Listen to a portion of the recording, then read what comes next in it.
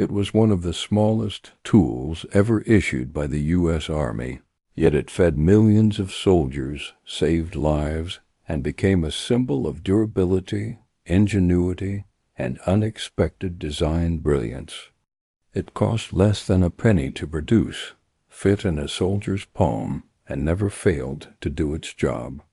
This is the story of the P-38 can opener, a humble gadget that became a quiet hero of World War II. Nicknamed the John Wayne by some troops, the P-38 was originally designed as a simple tool for opening cans of rations. But its usefulness would go far beyond just getting into a can of meat. Soldiers used it to fix weapons, strip wires, clean gear, and even as a surgical tool in the field. It became a prized possession, something they'd carry for years. Long after they left the battlefield, the P-38 was introduced in 1942 by the Subsistence Research and Development Laboratory in Chicago. It was developed under the command of Colonel Roland A. Eskier, a former cavalry officer with a passion for food technology. At the time, the Army was trying to improve its combat feeding systems, and part of that meant making canned food easier and faster to open under pressure. Colonel Eskier worked with American industry to create the P-38, a 1.5-inch folding can opener that could be mass-produced quickly and cheaply. 3 companies took up the challenge: the Washburn Company, Bloomfield Co., and the Speaker Corporation in Milwaukee, Wisconsin. Of these, Speaker would become the most well-known, producing millions of P-38s over the decades. The design was genius in its simplicity. 2 pieces of hardened steel joined by a hinge forming a blade that folded flat. The blade could cut through the thick lids of ration cans using a simple rocking motion. Troops quickly mastered the tool, and it became second nature. It didn't rust. It didn't break. It didn't need maintenance. And most importantly, it always worked. Over time, the P-38 took on a life of its own. GS discovered it could be used for almost anything. Need to fix your weapon? Use the P-38. Need to tighten a screw, clean your fingernails, or cut a rope? P-38. Need to pick a lock, scrape a surface, or even perform field surgery? P-38. Its versatility became legendary. Soldiers often attached it to their dog tag chains or key rings. Losing one could mean losing your only way to eat. In basic training, recruits were told, learn to use the P-38 or go hungry. And for many soldiers, that wasn't an exaggeration.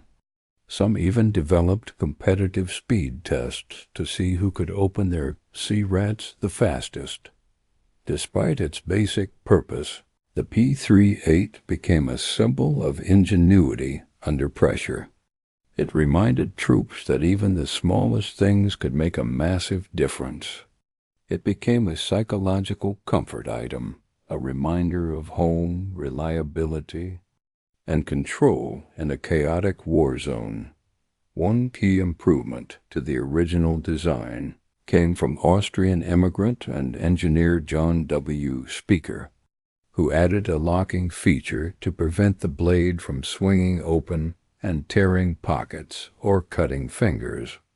Instead of patenting the feature for profit, Speaker gave it freely to the government, motivated by his hatred for Nazi Germany and his love for his adopted country.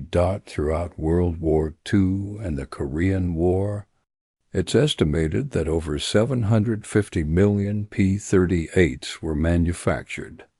That number would climb to over 1 billion in later decades. The cost? About 1 cent per unit, making it possibly the most cost-effective tool ever produced by the U.S. military. There was also a larger version, the P-51, used for opening group-sized rations in field kitchens. It was 2 inches long, easier to handle, and required less pressure, but it never replaced the original. The P-38 remained the go-to for individual soldiers when the Chi ration was eventually phased out in favor of the MRE meal. Ready to eat. In the 1980s, the P-38's official military use began to fade, but its reputation and legacy remained strong, especially among veterans. Many vets kept their P-38s for life. It became a memento of service, survival, and brotherhood. Some even passed it down to their children. Stories circulated of P-38s lasting 40 years or more, still sharp, still functional, still opening cans like the day they were issued. One of the most heartwarming stories came in 1986, when a couple from Czechoslovakia mailed their P-38 to the U.S. Embassy in Prague. They had received it in a post-war aid package and had used it ever since.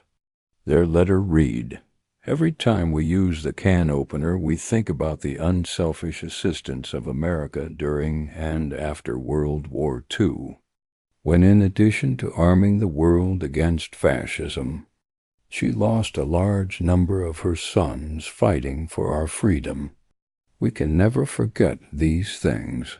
It was a powerful reminder of the impact even the smallest tools and acts of kindness can have on the world.